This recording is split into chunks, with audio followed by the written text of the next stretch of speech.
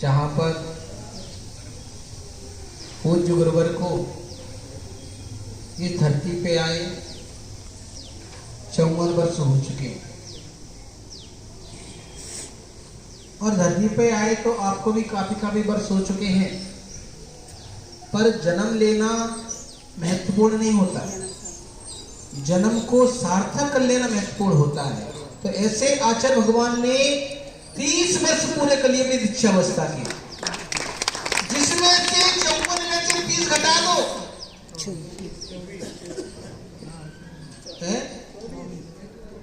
कितने बच्चे? अब विचार करो, 24 वर्ष घर में निकाल ले और 30 वर्ष इस अवस्था में निकाले तो महानता तो है ही भैया। ऐसे महान संत का हम सभी को अवतरण दिवस मनाने का सौभाग्य प्राप्त हो रहा है। अभी हमारे मनोज भैया कह रहे थे, जो नाराज होते हैं वो महाराज नहीं होते, और जो महाराज होते हैं तो वास्तविकता में तो आचार्य बृहद सागर महाराज जी, कभी इनके चेहरे पे नाराजगी तो दिखती ही नहीं है। और महाराज जी, मैं आपको क्या दूं, आपसे मुझे सब कुछ मिला है। आज मैं यहाँ पर मुनि अवस्था में बैठा हूँ तो आपकी कृपा है। देखिए, पंचम काल में अनंत तो मेरे सामने है नहीं, न सिद्ध है, पर पूज्य आचार्य भगवान का ऐसा आशीर्वाद है, आचार्य गणाचार्य विराट सागर महाराज जी का। उपकारी संत तो वो हैं कि उन्होंने आपको तीसरे पद पे विराजमान कर दिया, और हमारे लिए उपकारी इसलिए आप हो कि आपके आशीर्वाद से हम 5वें पद पर आ गए। तो इसलिए हम तो आपको कुछ दे ही नहीं सकते हैं, कोई दे सकता है कुछ आचार्य को? हम तो लेने वाले हैं, और वैसे भी लेने वालों की भीड़ बहुत होती है, पर और चीजें ना मांग कर एक ही चीज मांगते हैं कि आप जैसे गुणों की प्राप्ति हो। क्योंकि पता है हमारे अंदर से भी क्रोध खत्म हो जाए, मान खत्म हो जाए, मायाचारी खत्म हो जाए, लोभ खत्म हो जाए, तो हम भी भगवान बन जाएंगे, आप जैसे संत बन जाएंगे। तो मत्स्य पार्श्वनाथ में हम लोग आए हैं अवतरण दिवस मनाने के लिए, केवल चर्चा से नहीं, पूज्य गुरुवर की चर्या से जुड़ेंगे कि इनके अंदर ऐसा कौन सा गुण है जिससे सभी लोग प्रभावित हो जाते हैं, आपके पीछे पीछे आते हैं। देखिए, आना सार्थक नहीं होता, किस कारण से आए, ऐसा कौन सा गुण है, वही गुण अगर हम धारण कर लेते हैं। क्योंकि जैसे दुकानदार होता है, दुकानदार बगल की दुकान पे देखता है कि इनकी दुकान पे भीड़ क्यों लगती है, ऐसा कौन सा सामान है जिसको दुनिया लेने के लिए आ जाती है। तो वही चीज हम भी यहाँ से प्राप्त करके जाएं कि गुरुदेव आपके पास दूर दूर से भक्तगण आ जाते हैं। ऐसा कौन सा गुण है आपके अंदर कि देखिए, मधुमक्खियों जैसे सब लोग घूमते रहते हैं, आपके पास घूमते रहते हैं, समय नहीं मिल पाता है। हम भी वही गुण को प्राप्त करें और ऐसे आचरण को धारण करें कि हम भी परमात्मा बन जाए। महाराज जी, आपके चरणों में कोट कोट वंदन नमस्तु कि आप ऐसे ही सभी का ध्यान रखें, हमारा भी ध्यान रखें विशेषकर। अगर हमारा ध्यान होगा तो ही हमारा कल्याण हो पाएगा, क्योंकि आपके आशीर्वाद से यहाँ हूँ और मुझे पता है ये क्षेत्र की वंदना भी अगर मुझे करने का सौभाग्य मिला है तो पूज्य गुरुवर के आशीर्वाद से मिला है। मैं तो मक्सी में पहली बार आया हूँ, नाम नहीं सुना, पर सुना पूज्य गुरुवर के मुख से। जितनी भी वंदना कर रहा हूँ, जगह जगह क्षेत्रों की वंदना कर रहा हूँ, पूज्य गुरुवर के आशीर्वाद से ही कर रहा हूँ।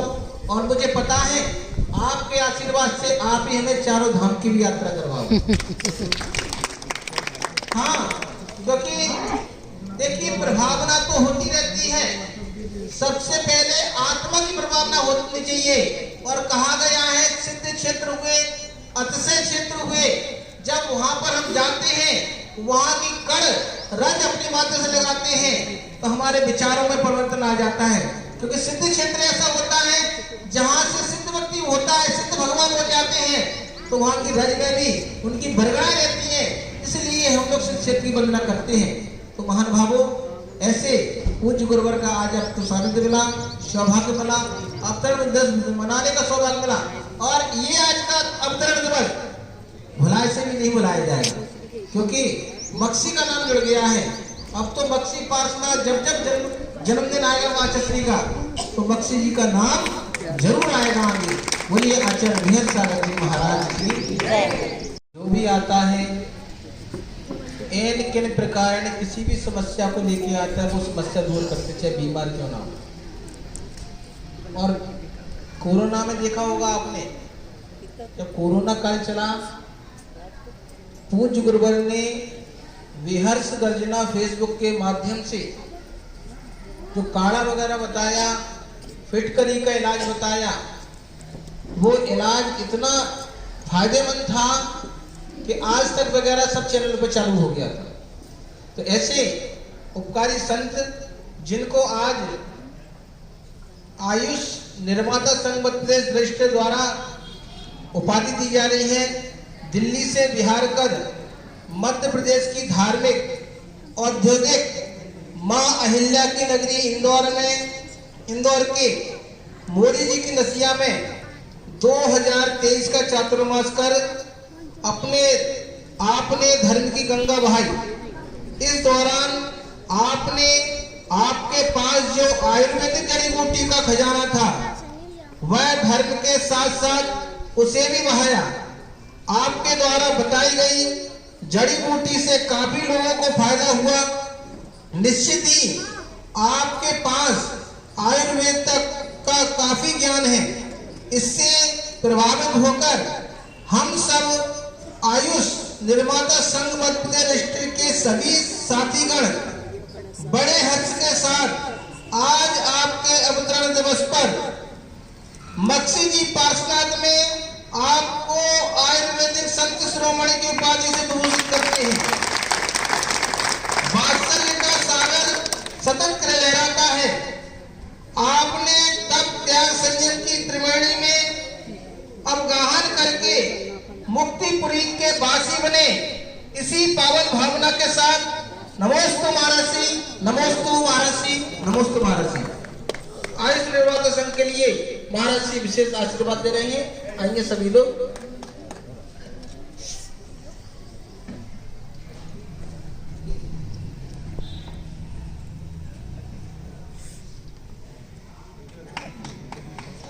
और जो मैंने विहर्ष गर्जना बताया, प्रणय का समग्र धीरो कुलामुराशुभान मया सदा पार्श्व जिना प्रणमते विलीन मिथ्या पथ दृष्टि विभ्रमा, विलीन मिथ्या पथ दृष्टि विभ्रमा। बोलिए भगवान महावीर स्वामी की जय। मक्सी वाले पार्श्वनाथ भगवान की जय। सम्मेश्वरी वाले पार्श्वनाथ भगवान की जय। छेद वाले पार्श्वनाथ भगवान की जय। गोपाचल पर्वत वाले पार्श्वनाथ भगवान की जय। शिवदेव भगवान की जय। गुरुदेव श्री ब्रह्म सगर जी महाराज की जय। संत शिरोमणि आचार्य गुरुदेव श्री विद्यासागर जी महाराज की जय।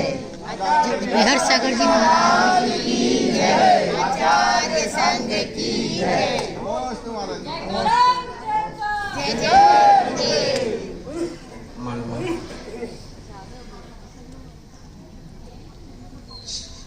आज का ये पावन पुनीत दिवस वो इसलिए पावन पुनीत हो गया कि हम आज के दिन मक्सी जी पार्श्वनाथ भगवान के चरणों में बैठे। और पावन पुनीत दिवस इसलिए हो गया कि कम से कम मेरे निमित्त से आप सब लोग मक्सी जी पार्षद के चरणों में बैठे, क्योंकि अपन तो व्यापारी आदमी हैं, फायदा देखते हैं। और हमारे यहाँ जैन दर्शन में चैन क्या कहते हैं उसको, चैन संबंध क्या कहते हैं उसको, व्यापार को जो एक दूसरे से जुड़ा होता है, चैन सिस्टम। चैन सिस्टम जैन दर्शन में है। अमित जी, कहा गया एक व्यक्ति को यदि अपन जोड़ लेते हैं कि चलो तुम आज से रोज मंदिर जाओ, तो चैन सिस्टम से तो वो जाएगा मंदिर, पुण्य देने को मिलेगा। यदि अपन ने किसी से कह दिया तुम्हें रोज आहार देना चाहिए और वो आपके कहने से आहार देना चालू कर दे, तो उसको तो मिलेगा ही मिलेगा पुण्य, और उसमें से कमीशन आपको ही मिलेगा। यदि आपने किसी भी चीज से, बिहार में, आहार में, चौके में, धर्म से एन प्रकार ने जोड़ दिया, तो उसमें आपका भी अपना हिस्सा बन जाता है। इसलिए बता रहा हूं कि आप भी व्यापारी हो, ये काम तुम भी करते रहना। तो अपन देखें तो आज का सिस्टम ये कि आज अपन ने तीनों को जोड़ा। मैं भगवान से जब भी जाता हूँ राजकुमार जी, तो एक ही बात बोलता हूँ और यही बोलता हूँ कि हे भगवान, जब कोई होटल खुलती है, कोई डॉक्टर का बड़ा हॉस्पिटल है, तो रिक्शे वाले, ऑटो वाले, उनको बोल दिया जाता है यदि कोई अस्पताल ढूंढे तो हमारे अस्पताल लेके आना, तुम्हारा कमीशन भी पक्का है। लॉज वाले बोलते हैं, होटल वाले बोलते हैं कि कोई सवारी आए तो हमारे पास लेके आना, हमारे होटल पर तुम्हें कमीशन मिलेगा। तो मैं जहाँ भी चतुर्मास करता हूँ और वहाँ का जो भी तीर्थ फेमस हो, मंदिर फेमस हो, भगवान फेमस हो, तो मैं जितने भी अतिथि दर्शन करने आते हैं मैं उनको वहाँ ले जाता हूँ और भगवान से कहता हूँ कि जब लाज वाला, हॉस्पिटल वाला सारे लोग कमीशन देते हैं तो आप तो और बड़े व्यापारी हो, हमारा कमीशन लेते जाना। और कमीशन में इन लोगों को कमीशन मिलता है तो पैसे का कमीशन मिलता है, कितना परसेंट आपको मिलेगा। और हम भगवान से यही कहते हैं कि हम तो अपना काम करते चले जाएंगे, हमें कमीशन के तौर पे पैसे नहीं चाहिए, हमें कमीशन के तौर पर हमारी आत्मा की विशुद्धि चाहिए, भावों की विशुद्धि चाहिए, विचारों की विशुद्धि चाहिए, व्यवहार की विशुद्धि चाहिए, जिससे कि ये शुद्ध परिणाम, निर्मल परिणाम हमारे लिए, हमारी अपनी आत्मा के करीब बोधि समाधि के रूप में हमें मिल जाए। बस एक भावना और कुछ नहीं। अब अपन रहे कि मिलना तो है ही, लक्ष्य तो वही है, पर अब जब अपन समाज के बीच में जाते हैं तो जरूरी नहीं है साधु को प्रवचन देना, जरूरी नहीं है साधु को विधान करवाना, जरूरी नहीं है साधु को महार्चना करवाना, जरूरी नहीं है साधु को पंचकर्म करवाना। मगर मैंने कहा ना, चैन सिस्टम धीरे धीरे वो पुण्य इकट्ठा कैसे हो, क्योंकि अपन चाहते हैं कि हमारा पुण्य जितना है वो तो है ही, पर उस पुण्य को खत्म नहीं होने दो। इतना पुण्य इकट्ठा करते रहो, इतना पुण्य इकट्ठा करते रहो कि बहुत सुंदर समाधि होना चाहिए, बहुत अच्छा मरण होना चाहिए। व्यक्ति जीवन जीने के लिए अच्छे सूत्र मांगता है और साधुगण अच्छे से अच्छे मरण के लिए उनका आशीर्वाद भगवान से मांगते हैं, शुभ आशीष मांगते हैं। आज का दिन देखें तो दो लोगों का है, एक उस माँ का है जिसने जन्म दिया, संस्कार दिए, इस योग बनाया, और कितना बड़ा जिगरा है कि हम 2 घंटे या 5 घंटे के लिए घर नहीं छोड़ पाते हैं। अगर हमारा बच्चा अगर 2 मिनट 5 मिनट दिखता है, नाती पोता, तो हम लोग बेचैन हो जाते हैं। धन्य है वो माँ जिस माँ ने बेटे को इतना बड़ा करने के बाद, जिसकी उसकी भी तो उम्मीद होगी ना कि घर में बड़ा है, शादी हो, बहू आए, हम लोग घर में सुकून दें, उसकी बुढ़ापे की लाठी बने। पता है उस जिगरा माँ का, जिस माँ ने धर्म के लिए सौंप दिया, जाओ दीक्षा दो, कल्याण करो। वो मुझसे कहती थी कि तुम दीक्षा ले रहे हो तो मेरा कौन सा कुछ बिगड़ रहा है, मेरे को तो पुण्य मिल रहा है क्योंकि मैंने तुझे जन्म दिया है। चैन सिस्टम वो ही बोलती थी, चैन सिस्टम है ना, तुम दीक्षा ले लोगे तुम महाराज बन जाओगे, तुम रोजाना प्रभावना करोगे, प्रवचन करोगे, लोगों को जोड़ोगे, विधान करवाओगे, भजना करवाओगे, तो उस सारे पुण्य में मेरा भी हिस्सा है, भले मैं रहूं ना रहूं ना। देखिए ऐसी माँ का बेटा हूं तो वो मैं भी वही सोच रहा हूँ ना, तो उस माँ का भी जन्म है। दूसरी ओर अपन देखें, कहते हैं कि माँ जन्म देती है, उपकारी है, पर गुरु जीवन देते हैं, वो महा उपकारी होते हैं। और गुरु जी ने जो जन्म दिया, दीक्षा देकर के पिछी दी, कमंडल दिया, जिस जैन ध्वज को आज आप लोग उठाने में शर्माते हो, लेके चलने में शर्माते हो, वो ध्वजा गुरुदेव ने मुझे सौंपी। कि जाओ बिहार सागर इस पचरंगे की शान रखना, इस पचरंगे को पूरे जग में फैलवा देना ना। वो जिम्मेदारी थी, वो इतना विश्वास उन्होंने हम पर किया, ट्रस्ट किया और हमें वो जिम्मेदारी थी।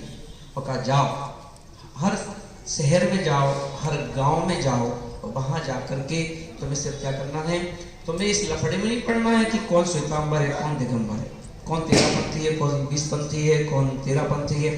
तुम्हें चक्कर नहीं पड़ना है, तुम्हें पंथ नहीं देखना है, तुम्हें महावीर का पथ देखना है।